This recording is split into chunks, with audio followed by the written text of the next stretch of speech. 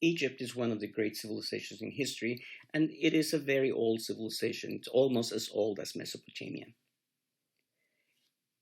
What we call Egypt today is directly linked, the country and its people are linked to the people who some 6,000 years ago uh, began to develop a great civilization along the banks of the Nile River. Agriculture in Egypt started very early, probably around 9000 BC. So soon after the uh, first agriculture emerges in Mesopotamia, you see people living along the Nile River also building terraces and cultivating grain. At that time, Egypt was not what is today in terms of climate. Egypt was more like a savanna type of environment, grasslands with water holes and with a very rich animal life. And geographically, there was a continuum between northern um, Africa and the rest of the African continent. It is only around 6000 BC, due to climatic changes, that the Sahara Desert starts to emerge. So these grasslands that were very rich in flora and fauna and human inhabitants become a desert. And that huge desert creates a huge divide between the northern part of Africa and the rest of the continent. So Egypt gets locked into the cultural changes that are happening in the Middle East rather than what is going on in the rest of the African continent, even though they will have some connections to their neighbors to the south, and we'll talk about that later. So, who are these Egyptians, these early Egyptians? Most likely, they are the descendants of hunters and pastoralists who, as the Sahara Desert begins to grow, they move north, others move west, others move south, and eventually there's ones who will move east towards the Nile River and settle there, and they will adopt agricultural methods to provide for themselves. It is also believed that at one point, what you have is the invasion of people from the Asian continent. These people sometimes are called Hamites, uh, given the language that they spoke. The language that these people, the ancient Egyptians, spoke is a Hamitic language, and it is linked to, they're like cousins with the Semitic families of language. So whoever came from the Asiatic continent settle along the Nile River, they conquer or merge, it's not quite clear, with the peoples that already lived along the banks of the Nile. And it is that combination of these natives, these locals who had been there for many, many generations, and the newcomers that eventually form what we call Egypt today. And of course, by this time, what is happening is that the Sahara Desert has grown, and Egypt is basically a sliver of life in the midst of this arid desert. And you can see that in this satellite picture. The green area that snakes through the desert is really the Nile River, which overflows every year. And then after the waters recede, deposits very rich soil that can be used for agriculture. And then as the Nile River approaches the Mediterranean Sea, it forms a triangle. This is known as the delta of the Nile. So the population of Egypt is concentrated along the delta and along the banks of the river and along the Al Fayoum oasis that you see, which is that green spot next to the Nile River. This is an image of the river, actually from the river, on the banks. And as you can see the desert from there. So if you're standing on either side of the river Nile, the desert is right there within view. So what we're talking about is a relatively very narrow band of fertile land that goes along, and that along the delta with the delta is going to be actually quite fertile and will produce enough food not only to feed the population of Egypt, but for example in Roman times Egypt could feed probably about a third of the population of the Roman Empire. So the wealth of Egypt is this very fertile land. And actually Egyptian name for Egypt is Kemet. Kemet means the black land or the black soil. Why? Because that silt that accumulates on top when the waters overflow, that black soil is life. That is fertile soil that will produce plenty of food for the Egyptians. As you advance south, you will begin to find the Nile cataracts. A cataract is a waterfall, and these waterfalls represent the natural limits of Egypt in ancient times. Eventually, the Egyptians will go beyond the cataracts and they will conquer additional territories. But as you reach the cataracts, you realize that you're entering into a new territory. You're coming close to what was called Nubia. Nubia was a country rich in some natural resources like gold and incense and other products, and it has a long relationship with the Egyptians. But the cataracts represented the physical limit of Egypt. A lot of what we know about Egypt comes from archaeology, from accounts of other civilizations, but also and mainly it is based on what they wrote. The Egyptians produced a system of writing called hieroglyphic writing. Probably around the year 3200 BC, you start to see the first evidence of hieroglyphic writing. It is different from cuneiform. Actually, cuneiform is the first, and then comes hieroglyphic writing, and there's no evidence that one was influenced by another. So they developed independently, and obviously the cuneiform of the Sumerians was first.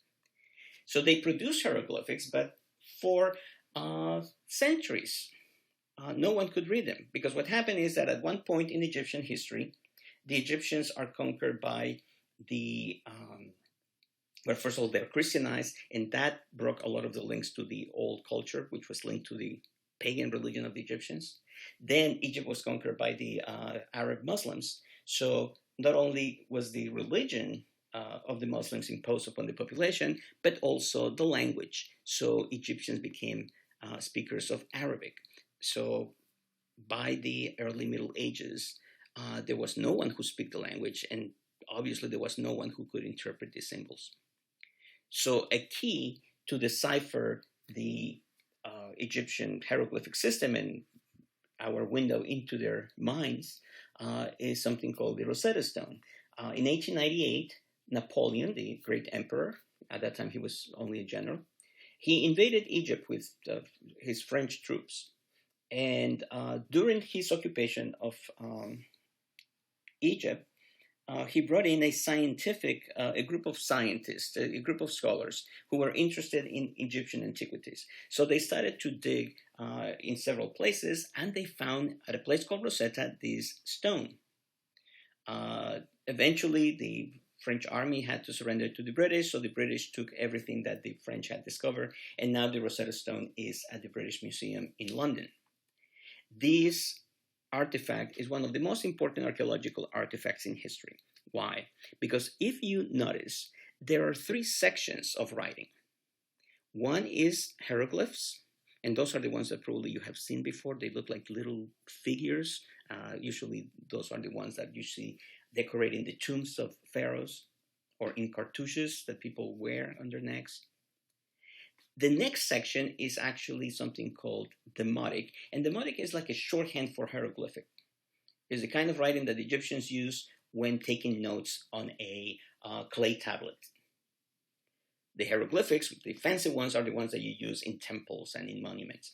And then the third section is written in Greek. Why Greek? Well, Alexander the Great, the king of Macedonia, conquered Egypt, and after his death, one of his generals, Ptolemy, installed a Macedonian dynasty. The Macedonians spoke Greek, and eventually the dominant, the ruling class of the Egyptians become these Greek people, and they bring in their Hellenic and their Hellenistic civilization to Egypt.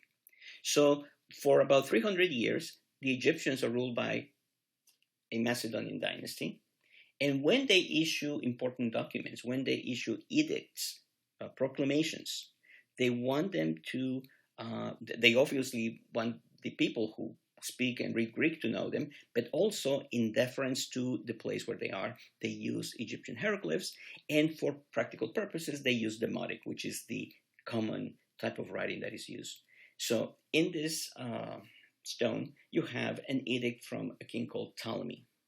Actually, all the kings of Egypt were called Ptolemy. But this particular one produces this document.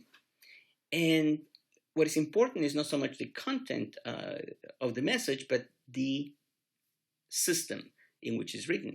Because when this was discovered, every scholar knew that that was the key to decipher Egyptian hieroglyphs.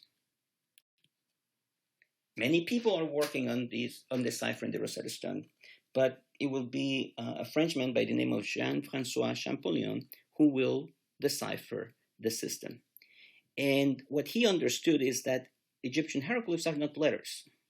In our alphabet, each letter represents a sound. That's not the case with hieroglyphic systems. In hieroglyphic systems, some symbols are sounds, some symbols are letters, some symbols are grammatical concepts. It's a highly complex system. The hieroglyphic system contains about 1,100 symbols. So Jean-François Champollion figured that out. That is not a one-to-one equivalent to the letters of the alphabet. He also understood something else, and he's not the first one to understand that, but other people were on the same path. Even though Egyptian was no longer spoken in Egypt in the early 1800s, there is a group of Egyptians, even today, who are Christian. They're called Coptic Christians. I think there are about 8 million of them today in Egypt. They're a minority, but a substantial minority. These Coptic Egyptians spoke Arabic, and culturally they're not different from the rest of their Muslim brothers. However, in church, when they go to Mass, the Mass and all religious ceremonies are performed in Coptic. And what is Coptic? Coptic is a language that is derived from ancient Egyptian. So the relationship between Coptic and ancient Egyptian language is the same as, let's say, Italian and Latin, or Spanish and Latin, or French and Latin. Latin was the original language of the Roman Empire, and out of that came these other languages, right? French, Portuguese, Italian, Spanish, Romanian. If you understand that, then you can figure out that from Coptic, you can work your way backwards to Egyptian. And that's what Jean-François Champollion did. He figured out the code. He figured out that by looking at contemporary Coptic language, they could decipher the language of the ancient Egyptians. And of course, this is an incredible, difficult thing because he didn't just decipher the whole thing. After Champollion, it took a lot of work because the history of Egypt is thousands of years old. So the Egyptian language that was spoken by the Egyptians in the year 3000 BC is obviously different from the Egyptian language spoken in the year 2000 BC and 1000 BC. So you can imagine the complexity of being able to read and decipher these different versions of the language. But thanks to the Rosetta Stone, historians can go to the temples, to the tombs, and read all of this history, all of these messages, all of these religion that is basically carved in stone. And the Egyptians can now tell us their own story, their own history. Egypt has obviously a very long history. So here you can see a periodization of the history of ancient Egypt. So basically from around the year 4000 on, you have the Nile culture developing. You see already some of the elements of Egyptian religion, Egyptian social structure, some agricultural technological innovations.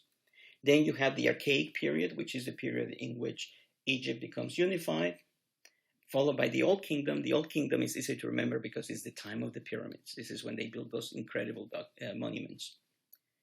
And then you have the Middle Kingdom, which is when they abandon the construction of pyramids and the rulers dedicate their wealth more to projects that benefit the population rather than just spending their wealth and effort on these gigantic tombs.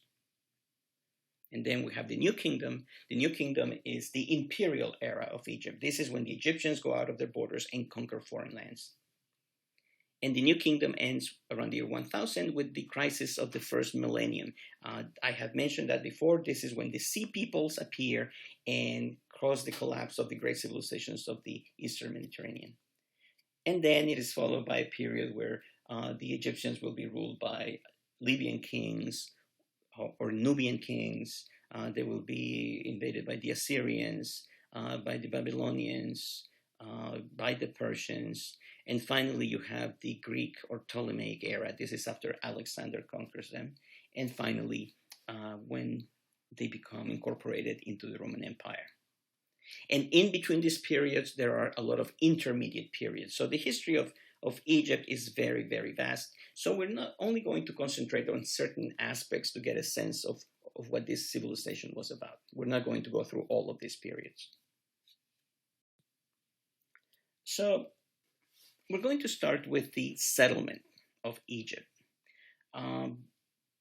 Probably around 5000 BC, and of course there's a lot of uncertainty about dates here. There are these invasions, most likely from people who lived in what today would be the Sinai Peninsula or in the area of Syria, Palestine, definitely Asiatic peoples who arrive and settle along the delta and along the banks of the Nile River. Of course, there were people already living there. Remember that I mentioned that pastoralists and hunter-gatherers and farmers had already moved towards the Nile because water disappeared from the rest of North Africa. So when these people arrive, they settle there, and that means that they probably conquered these people. So it was probably an act of conquest. But we don't have much information about that. What we know is that they spoke a different language, and that eventually became the language of the ancient Egyptians. This language belongs to a family of languages called Hamitic, and those languages are still spoken in parts of North Africa, in Sudan and Ethiopia, and I believe in Somalia. These languages have some connection to Semitic languages, and they are probably from Asiatic origins. And that's why we call these invasions the Hamite invasions. Who are these Hamite people? We don't really know. It is only basically we think that based on linguistic evidence, there must have been some sort of invasion around this time, 5000, perhaps 4000 BC. So the people that we call the Egyptians are a blend of the people who were already living there and these new invaders. And as you can see in these dots and these little lines, the invaders created these principalities along the Nile River. So here you can see how they settled in the lower part of Egypt, which is along the delta that is close to the sea, and then upper Egypt, which is upriver, which is the lower part of your screen. And each one of those lines represents a segment of territory, a segment of river that was probably ruled by a different lord. These principalities are called nomes, Nomes. So a nome is one of the early states, if you wish, of Egypt. And each nome was ruled by a nomarch. By the year 3000 BC, the little nomes have coalesced into two big kingdoms. The kingdom of Upper Egypt, which is in the lower part of the map, it's called Upper because it's upriver, and then the kingdom of Lower Egypt, which is located closer to the sea in the upper side of the map, along the delta. The delta is that triangular shape that you see there in green. There were attempts to unify the two kingdoms, but the person who was successful was a king by the name of Narmer. Sometimes he's also called Menes, and there's some confusion as to whether Narmer or Menes and Menes are the same person. Traditional history puts them together. They believe that Narmer and Menes are one and the same, and traditionally we say that he is the person who unified Lower and Upper Egypt. What you see here is not just a decorative object, it is a historical document, a very important one. It's called the Narmer palette. A palette is an object that in those days Egyptians used to mix makeup. And that makeup was probably connected to some type of ceremonial function, some ritual. It is a document because it tells a story. And on the left, you see Narmer wearing this cone, which is really the crown of Upper Egypt. It was called the White Crown of Upper Egypt. And he has a mace, a weapon, and he's about to execute someone who's on the ground. That person is most likely the king of Lower Egypt. And on top of that, you see the image of Horus. The god Horus is one of the most important gods. And under Narmer, you can see that he is trampling his enemies. So obviously, this is a scene that evokes the conquest of Upper Egypt. Of Lower Egypt by Upper Egypt. And then on the next side, on the other side of the palette, what you see is Narmer parading, wearing not the white crown of Upper Egypt, but the red crown of Lower Egypt. And you know who Narmer is because he's taller than everyone else, and his soldiers are carrying standards. And then in front of them, maybe you cannot make out the image, but you can see that on the right side, and the upper part, there are all of these bodies without heads. Those are the enemies of Narmer. And then below, what do you see? Two lions that are basically crossing their necks into one. And of course, that is the symbol of the unification of the two Egyptian kingdoms. So from around 3000 on, Egypt is a single country ruled by one king. In this frame, what you see is a type of structure known as a mastaba. The term mastaba is Arabic for bench, because if you are walking on the desert and you see that from a distance, it looks like a bench, but it's really a massive monument. It's a tomb. And it is an early form of tombs that developed during the Old Kingdom after Egypt became unified. As you can see, the tomb is built on the surface, but basically it has just narrow passages, and then underground there are two chambers, one to bury the king and one to bury the queen. Why is this so important? Well, right there in that building, you see the graphic illustration of one of the most important political and religious concepts in ancient Egypt. Why go through the trouble of elaborating this very large tomb filled with treasures? Of course, tombs exist in every civilization, and powerful people want to be remembered with big monuments, but this is different because this is a representation of what we call the royal doctrine.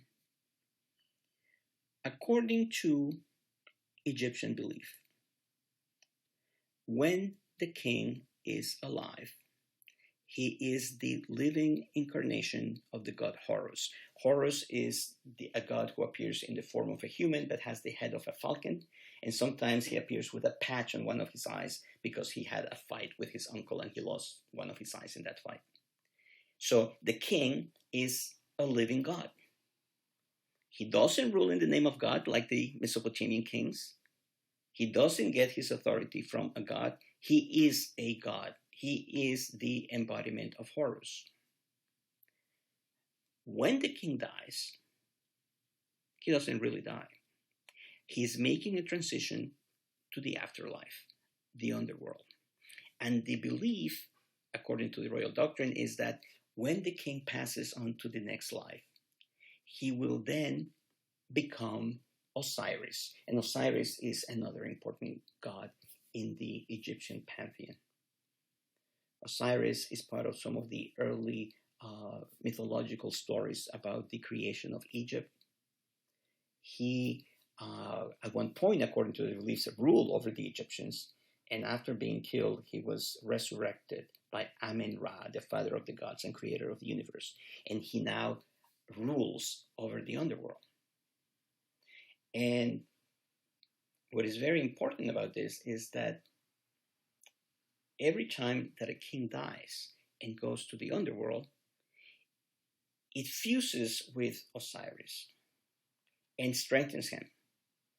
And that process of the king dying and then integrating himself into Osiris, that represents the harmony of the universe, the health of the universe, if you wish. This concept is known as Ma'at. Ma'at means balance, it means harmony, it means equilibrium. Egyptians believed that when Amen-Ra, the father of the gods, created the universe, everything had a place, everything had a reason. Everything was pure balance, harmony, perfection. And that had to be expressed in the seasons, in the patterns of the wind, in the patterns of the river Nile, in the cycles of agriculture, of birth, death, and rebirth. Ma'at had to be expressed in the structure of society, in the structure of government, in art, in architecture. And Ma'at is delicate. It can only exist if that transition of the king from this world to the underworld happens smoothly.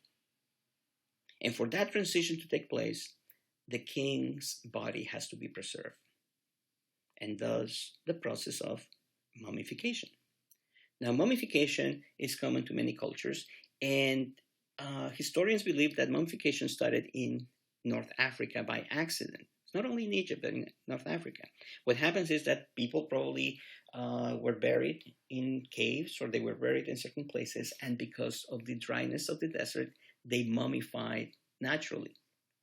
And this may have given the Egyptians the idea that if you do other things to the body, that mummification might take place even better than if you just leave the body in a dry place.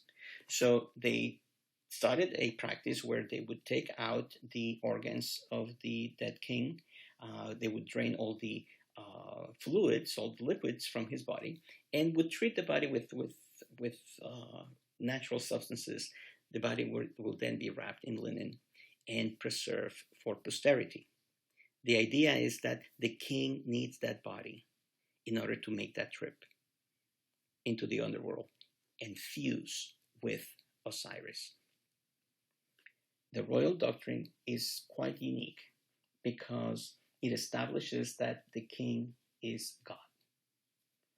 The only other civilization where I can think of something similar happening is the civilization of the ancient Incas of Peru, where the Inca, or the emperor, was considered a living god. Other civilizations usually say the king or the emperor rules in the name of the god. The Romans called their emperor God, but for political reasons. If you were a Roman citizen, you didn't have to consider him a god, but if you were just a subject of the empire, you had to acknowledge the divinity of Caesar, of the emperor. But that's not really believing that he is a god, right? In the case of the ancient civilizations of Mesoamerica, like the Mayans, for example, the kings had a very important religious role. And in some situations, in some civilizations, it was believed that a king would become a god after he died.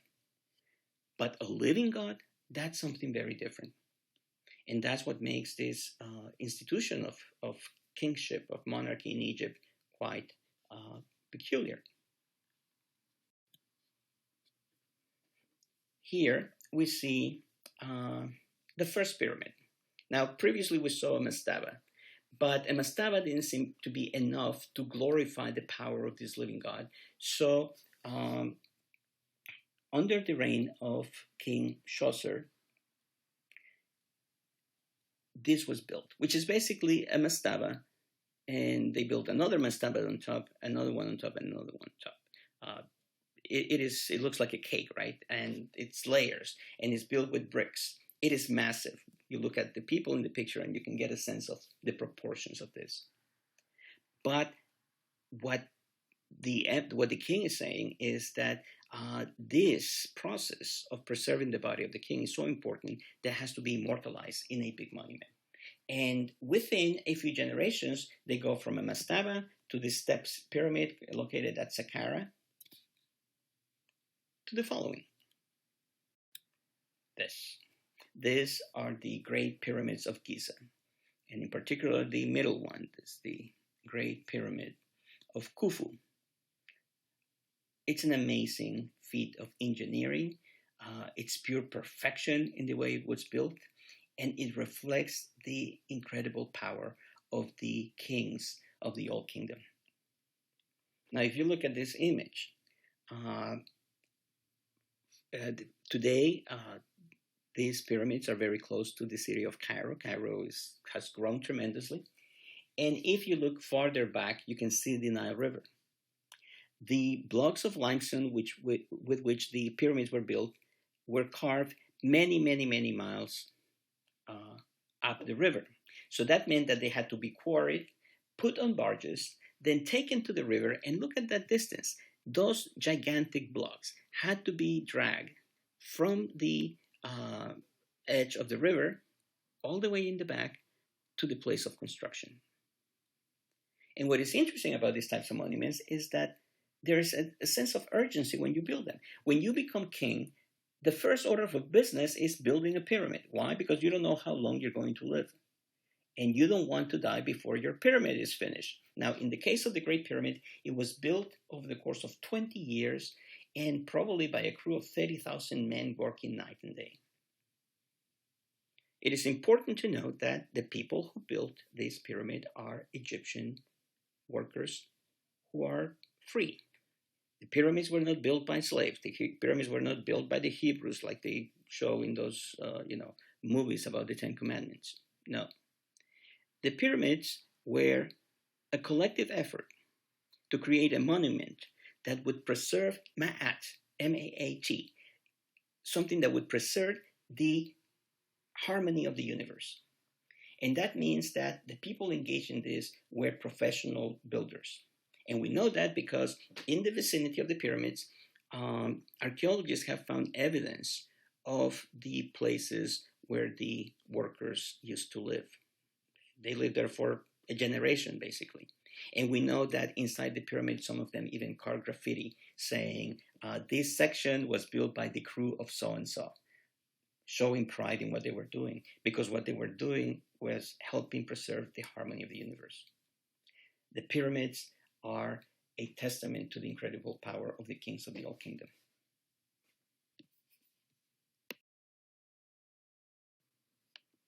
The Old Kingdom comes to an end, and after an intermediate period, the Middle Kingdom emerges. We're not going to enter into much detail about the Middle Kingdom, except that during this time, the rulers of Egypt abandoned the construction of pyramids. It was a tremendous effort. It took a long time. It took a tremendous amount of manpower, a tremendous amount of resources. So pyramid building is abandoned.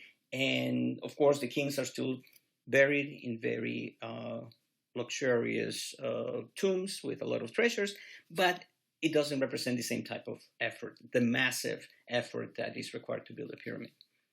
And from the descriptions that we read and from things that people write under tombs, we get the sense that this is a happy time where the rulers spend a lot of the wealth of Egypt in building temples, in building granaries, in improving the irrigation networks so that there's more food. So it seems that it's a very prosperous time. Also during this time, you see that the Egyptians begin to advance south, and they are getting closer and closer to Nubia, which is the country to the south. The Nubians were an ancient people, neighbors to the Egyptians. That would be modern day Sudan. And Nubia is important because it has a lot of natural resources of great value, mainly gold and incense. Incense is a sap that comes from some trees that only grow in probably what today would be Somalia, Ethiopia, or Southern Arabia. And incense was used not only in perfumes and cosmetic goods, but it was burned in religious ceremonies. And the belief that was that when you smell the incense, you're smelling the essence of a god. So by conquering this section and by getting closer to Nubia, the Egyptians are trying to have control over resources that are going to be very valuable to them and that are going to be one of the foundations of their wealth. The Middle Kingdom comes to an end due to invasions. And this is a period that is not yet well understood by historians. Around 1560, the king Seqenenre-Tao, who ruled in Upper Egypt, attempts to expel the Hyksos from his country.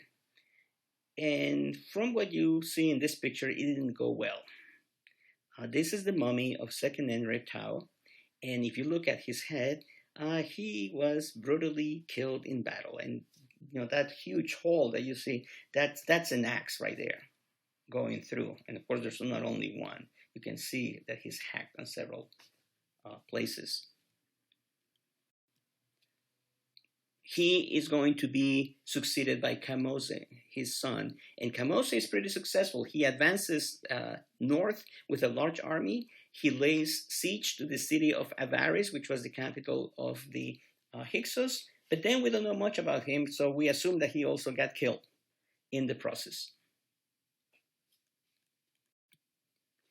So it will be up to Ahmose the first. Ahmose is the brother of Kamose. He ascends to the throne after his father and his brother are killed, and he will make sure that this time his campaign against the Hyksos is successful.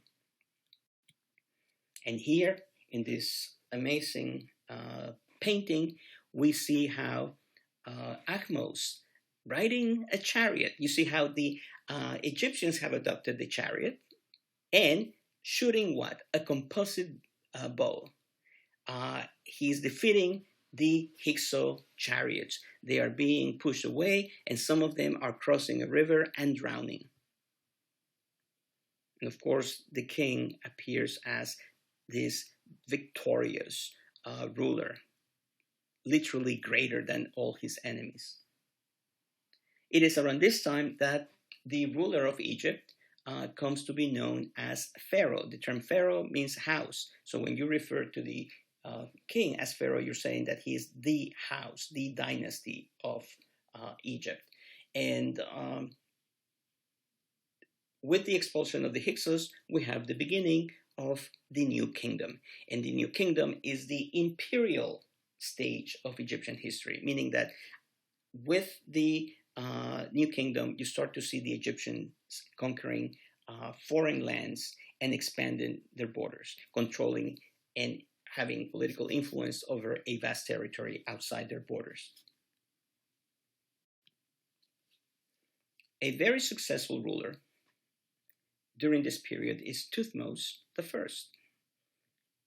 He solidifies the power of Egypt. He builds up the army. He makes alliances with neighbors. And he leaves behind a very stable kingdom. Thutmose I is succeeded by Thutmose II. And Thutmose II has a son.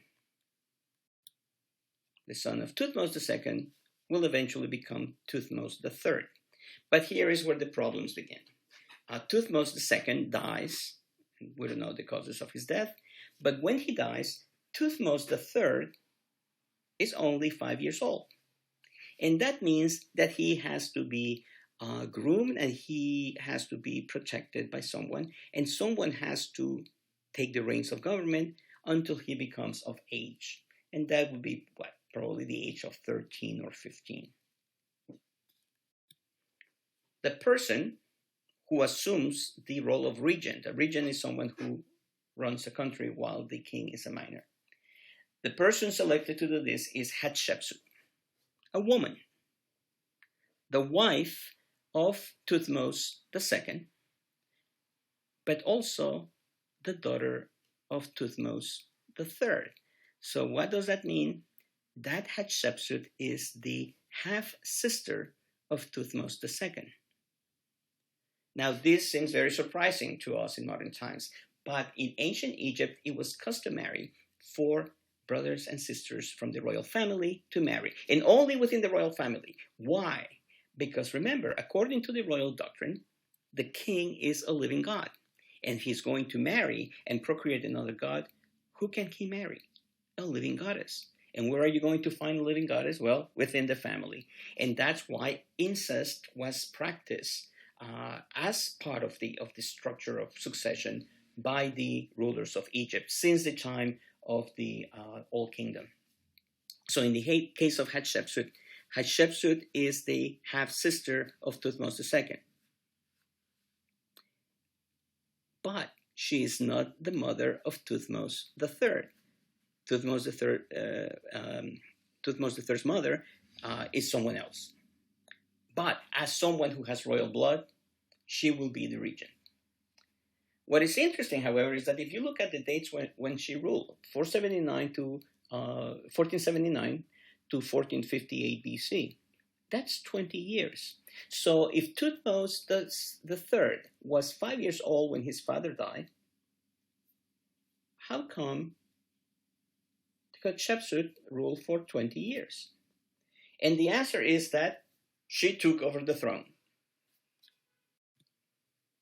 In this image, you see two statues of Hatshepsut portrayed not as a queen, but as a king, as a pharaoh.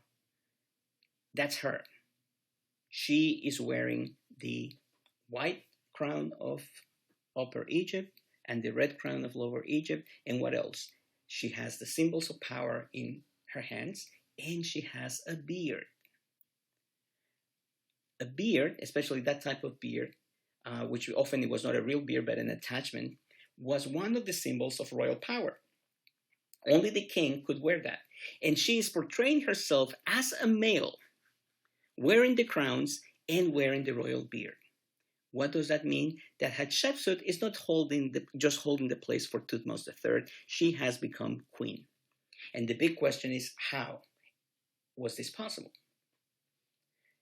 Women in the upper classes in Egypt were very powerful, but very often they were powerful through their children, through their sons or through their husbands. In the case of Hatshepsut, she becomes regent. Thutmose III is only 5 years old, and she starts to rule, and she becomes quite successful. Of course, as she rules the country, she appoints people to important positions. So by the time that Thutmose III is 13, which is when technically he would become a man, according to the tradition of those days, Hatshepsut realizes that maybe she has to step down, but obviously she doesn't want to step down. And the people around her realize that if she steps down and the kid comes to power, then their position may be in danger. So it is in her interest, but also in the interest of everyone who had some power in Egypt, for her to remain queen. But being a queen is not enough. She has to become king. And that means that she has to assume a male persona when she is portrayed in these monuments. Thutmose is given a military training, but he has to wait in the wings, and he understands that. There's no evidence that he tried to claim his rightful position while she was alive. As a woman, Hatshepsut is in the difficult position because kings were expected to lead in war. And obviously she doesn't have that type of training. She has a big army. But what do you do with this army? If you send that army into battle and the army is defeated, that's the end of her reign. If she sends Thutmose, the young Thutmose, in command of an army, another country, and he wins, then she's done. She has to step down. So what do you do with this army? And she does something that is very unique, very creative, and quite clever. She sends an expedition to the land of Punt. And we don't know where Punt is. We assume that Punt is somewhere around Ethiopia or Somalia today. So he sends a large expedition, and this expedition is kind of a diplomatic expedition. It is a trade expedition. It is perhaps a sort of military expedition also, but it's not an invasion. And we know that these people, her people go there, and they come back. And what do they bring back? Well, they bring gold, they bring incense, they bring ostrich feathers, they bring ivory from the tusks of elephants, they bring exotic animals, giraffes, cheetahs, and along with that, an incredible knowledge about this land that to the Egyptians appear exotic. For example, there's this account where they talk about the Queen of Punt. Apparently, they were also ruled by a female, and the account mentions that she's immensely big, that she's very heavy. Um, this is not only a commercial expedition, but it's almost like an ethnographic study, because when you look at the representations of the expedition, there are portrayals of the kind of people who live in that land, a portrayal of the kind of houses that they use. So the Egyptians are truly interested in this land. Of course, this expedition also brings financial rewards, and it is a good way to utilize the army without having to go to war. Hatshepsut also knows that as a ruler, she needs to portray her greatness through buildings.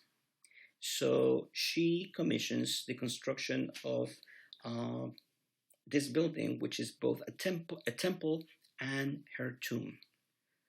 This is the mortuary monument, the mortuary complex at Deir el Bahri in Egypt. And it is one of the most amazing buildings in the history of architecture. It's a beautiful building, very innovative, very original. The perfection of this building and the setting against this huge rock is one of the most spectacular pieces of architecture ever produced. And it's a testament to her power. It's a testament to her taste. And she would be buried there. And close to that temple, there is actually the tomb of one of her advisors, who was also the architect of this amazing building. So after some 20 years of rule, she dies, most likely of natural causes. And it is only then that Thutmose III comes to power. Thutmose III is then, about 25 years old when he becomes king. And as soon as he becomes king, he's going to engage in the destruction of the memory of Hatshepsut. See this head right there? This head was defaced by people, by officials whose task was to destroy every monument, every inscription, every reference to Hatshepsut. So you can imagine this official, this appointed official, going from town to town, from monument to monument, from temple to temple, with a whole crew with chisels, literally chiseling out the name of Hatshepsut, erasing paintings that have her effigy, erasing any reference that may attest to her existence.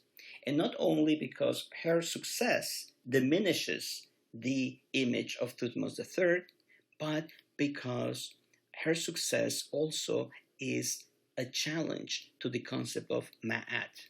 Remember, Ma'at is the harmony of things, the harmony of the universe, the balance of the universe. And when she broke the rules, when she, as a woman, assumed the title of king and assumed the persona of a man, she was challenging that order. She was challenging Ma'at. So Thutmose doesn't want anyone to remember that. And for that reason, she is erased from history. Obviously, like most bureaucrats, these guys did not do a thorough job. So there were things that remain, and it's good that they were not that good at their task, because otherwise we would not know about the accomplishments of this incredible woman.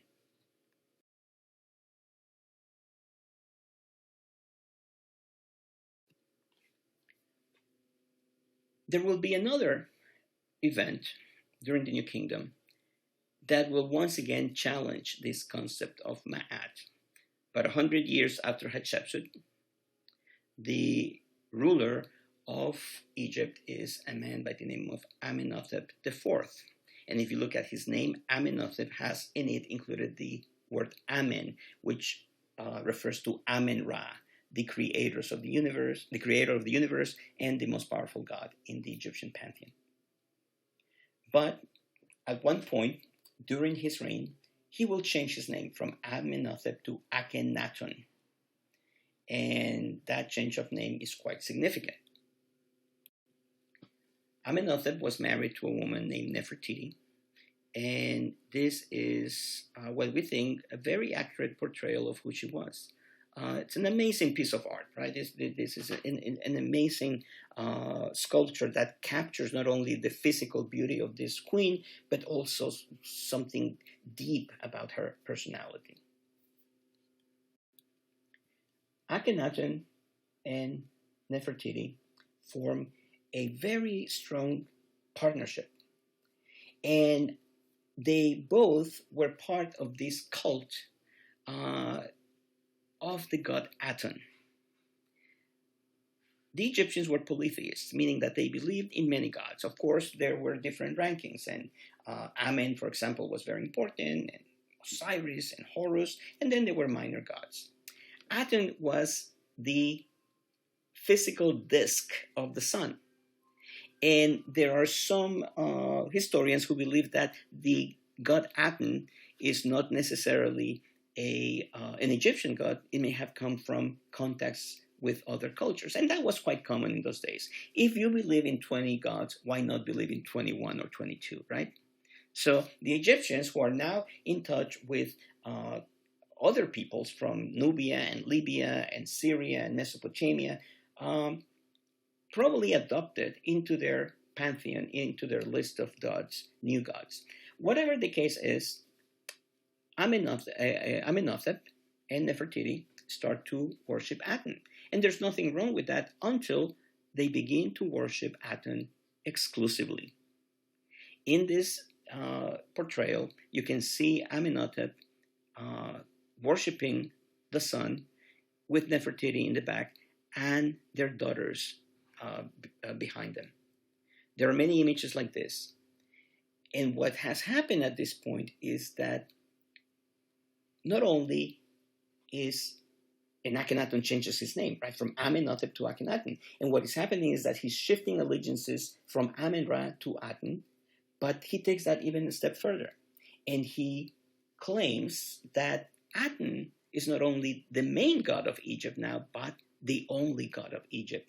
This may be the first instance of monotheism in history, that is, the belief in a single god. Now, there's something interesting about this portrayal, because if you look at the image of Akhenaten, look at his body. He has wide hips and very, very thick thighs, and it looks almost like a female body, and he is represented like that in almost every sculpture or carving of him. And there is the speculation that this may have been some kind of genetic condition. Where does that genetic condition come from? Well, probably from inbreeding. Remember, these people were marrying their sisters and their cousins, and sometimes we know that mothers and sons also produce offspring. So some historians speculate that this may not be just an artistic representation of Akhenaten, but he probably had some physical issue connected to a genetic problem. Whatever it was, this is revolutionary. The notion that a king, who is a living god, decides to push aside all the other gods and replace them with the cult of Aten. Akhenaten goes as far as to build a new city in the middle of the desert. This doesn't make sense.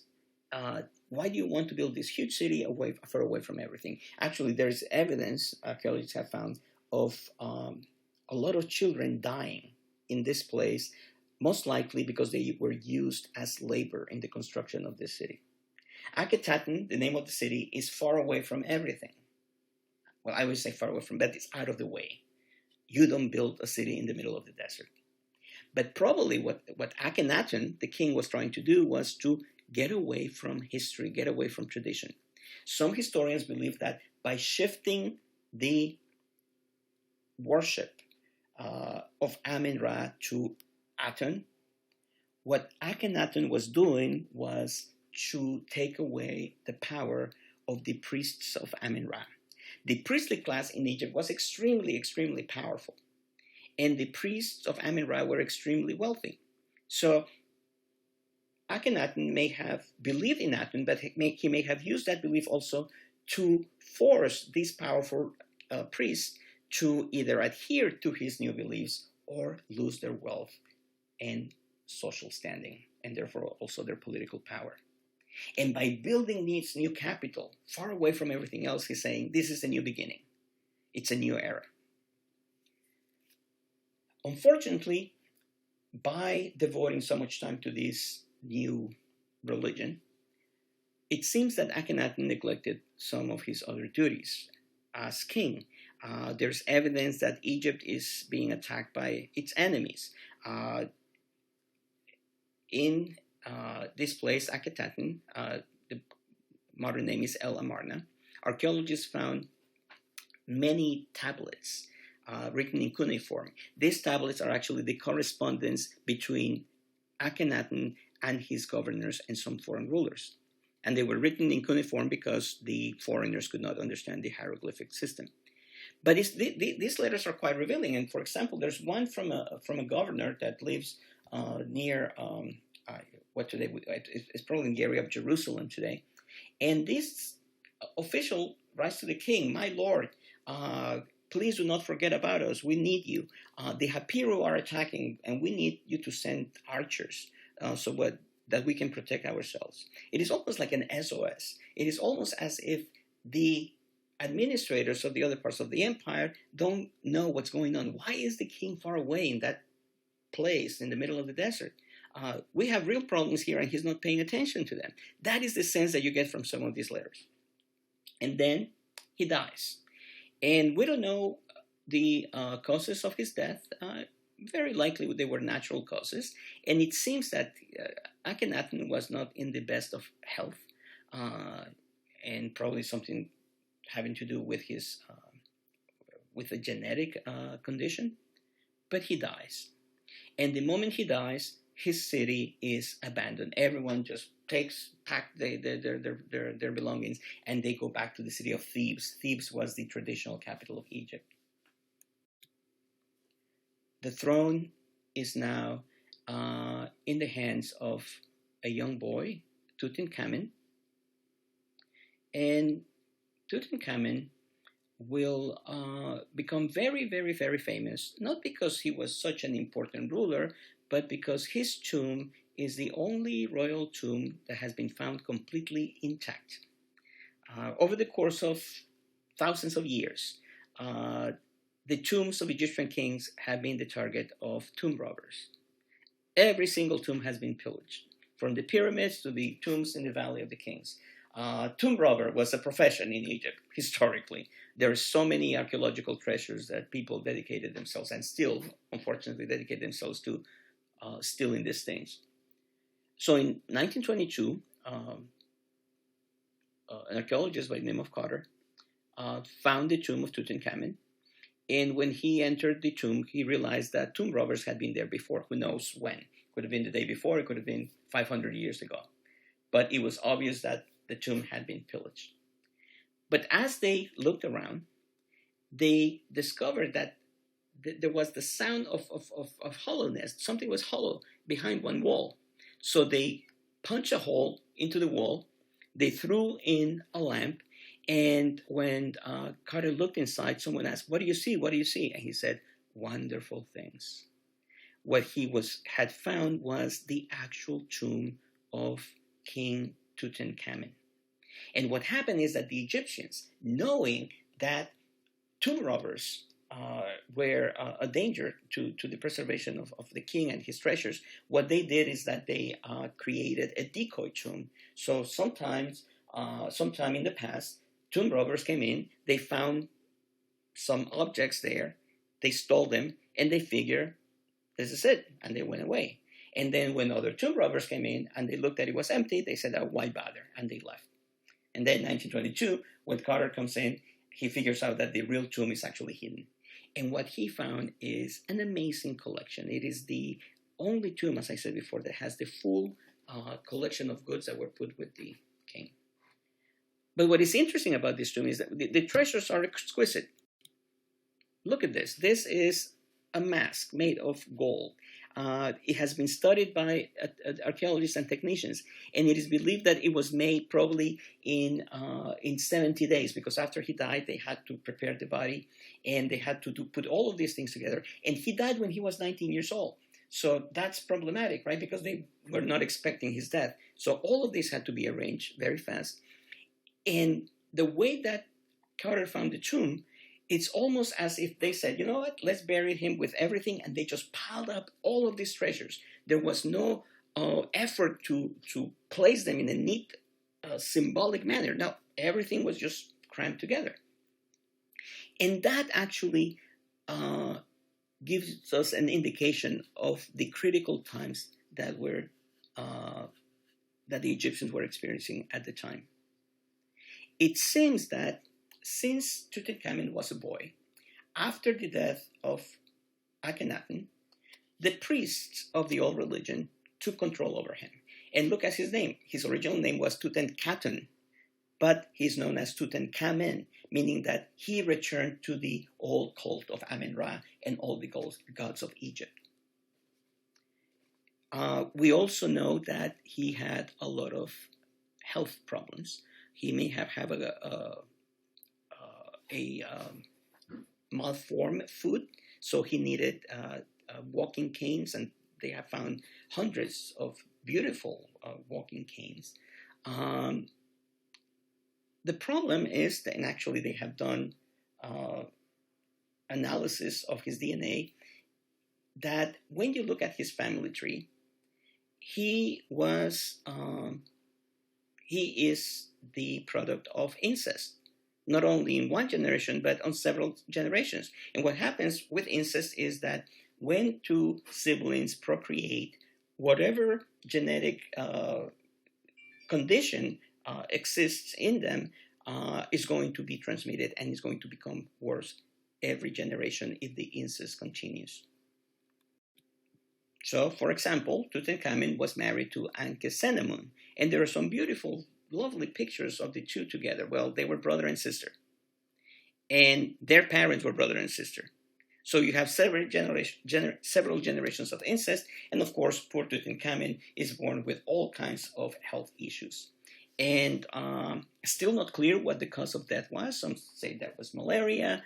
There may have been an indication that he died in maybe in a battle. But one of the theories says that he may have been riding a chariot, because some of the injuries that his body shows are consistent with that. We don't really know. But whatever happened to Tutankhamun, the biggest problem is that in his tomb, they also found these two tiny mummies of two little girls that were born dead. Apparently, linked to these genetic problems was the members of the family would have a hard time procreating, and very often the women of the family would have miscarriages. So it's a very moving thing to see the two little bundles of the sarcophagi of the two little girls. He is unable to leave behind an heir. And that means that after the death of Tutankhamun, the person who takes charge is a priest by the name of Ai. Ai actually forces Ankhesenamun to marry him, and he basically restores Egypt to the old religion. Ai is succeeded by Horemheb, who was actually a general. Ai didn't have any children, so Horemheb a general assumes control and eventually establishes a new dynasty. Under this new dynasty, which includes people like Ramses II, the Kingdom of Egypt will become a very successful empire. Ramses II is perhaps the peak of Egyptian power. He extends the borders of the empire. He brings a period of prosperity. He actually is going to have a very, very long reign. He will live probably close to 100, which is amazing, right? Especially in those days. We know that he had like 90 something sons and probably the same number of daughters. And this is not just legend. In some cases, a king says, "Oh, I had all of these children." Well, there is proof that he actually had all of these children. Obviously, not with the same woman. But everything about Ramses is larger than life, including this temple that you see right here. Ramses II, it's a great conqueror. He's a great builder, and he glorified his accomplishments in these buildings that have become some of the greatest works of architecture in history. Eventually, Ramses is going to go to war against the Hittites. The famous Battle of Kadesh will take place probably around 1277 BC or so. It's an inconclusive battle that later leads to a peace treaty between the two, and that brings a lot of stability to the Middle East, a period of prosperity. So the rest of his reign, Ramses II will dedicate to have kids and to build amazing buildings. Like this one. This is the temple of Abu Simbel, and it is a testament to the incredible power and the incredible ego of the king. All of those 4 statues are representations of the king. And this right here is Ramses. His mummy was found, and it's relatively well preserved. Ramses II will be succeeded by Merneptah, one of his sons. And Merneptah is the person that we mentioned before in reference to the name Israel. The Merneptah stele right here is this inscription where Israel is mentioned for the first time. But more important, Merneptah is the first Egyptian king who will have to confront the Sea Peoples. I have mentioned the Sea Peoples before. The Sea Peoples are a group of marauders, or you can call them pirates if you wish. These are basically clans or tribes, if you wish, that probably originate on some of the islands of the Mediterranean, maybe Corsica, Sardinia, Sicily, maybe the islands of the Aegean Sea, maybe the coast of Anatolia, modern-day Turkey. What they have in common is that they are attracted to the wealth of Egypt and to the wealth of the Hittite Empire. They don't want to conquer. That doesn't seem to be their aim, and they don't seem to have the numbers for that. They are not one people. That's why the Egyptians call them sea peoples in the plural. And they call them sea peoples because that's all they know about them, that they come from the sea. We know some of their names, the Luca, the Shakalash, the Chardin or Chardin, the Peleshet. These are groups that are attracted to the wealth of Egypt. And basically what they do is that they attack commerce. They land on Egyptian villages and towns, and their aim is pillaging. A lot of the time, they are defeated. We know that some of them are eventually hired by the Egyptians to fight for them in some of their campaigns. So what you see right here is an illustration of the Sea Peoples arriving on these boats by sea, and the Egyptians the Pharaoh protecting his country from them. But there are other illustrations where the Sea Peoples appear as part of the troops of an Egyptian Pharaoh fighting other enemies in the Middle East. The problem with the Sea Peoples is that they don't have a unified command. They're not even one people. It's several of them. And since the Egyptians don't know where they come from, all they can do is wait for them to attack and defend themselves. And this will take a toll, not only on the Egyptians, but it will take a toll on the Hittite Empire. The depredations of the Sea Peoples are going to have a profound impact. They're going to give rise to something called the crisis of the first millennium.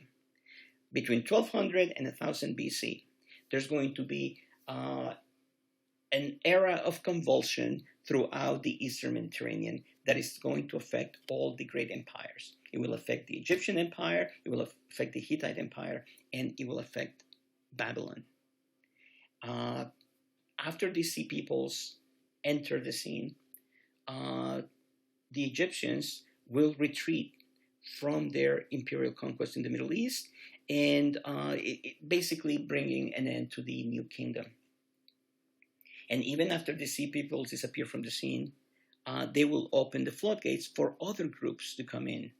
These groups eventually will conquer sections of Anatolia, and they will bring down the Hittite Empire. And they will rearrange the political map of the Middle East. Egypt, however, will survive, and throughout the rest of their history, they will have a Nubian dynasty, a Libyan dynasty. They will be conquered by the Assyrians, then by the Babylonians, by the Persians, and finally by Alexander the Great, who will establish, one of his generals will establish a Macedonian dynasty there. And by the year 30, Egypt will be conquered by the Romans and will be integrated into the Roman Empire. By this time, Egypt was already 4,000 years old. And eventually, Egypt will be transformed once again. Christianity will be established, and many of the traditions and a lot of the knowledge of old Egypt will disappear. For example, the use of hieroglyphs will become a mystery until Champollion will rediscover that. And by the 7th century, Egypt will be conquered by the Muslims coming out of the Arabian Peninsula, and this will be the final blow to the ancient Egyptian civilization, because the Egyptian language will be replaced by Arabic. And by the year 1000 AD, both Egyptians and visitors would look marveled at the pyramids and the monuments left behind, and they would wonder, who built that? Who were these people? And the information that we have today was possible only because of the rediscovery of the Egyptians through other sources, because of some of the writings of the Greeks and the Romans, and of course, the discovery of the Rosetta Stone and the decipherment of their language. And today, we're still learning a lot of things about them, and it is one of the most fascinating civilizations in the history of humanity.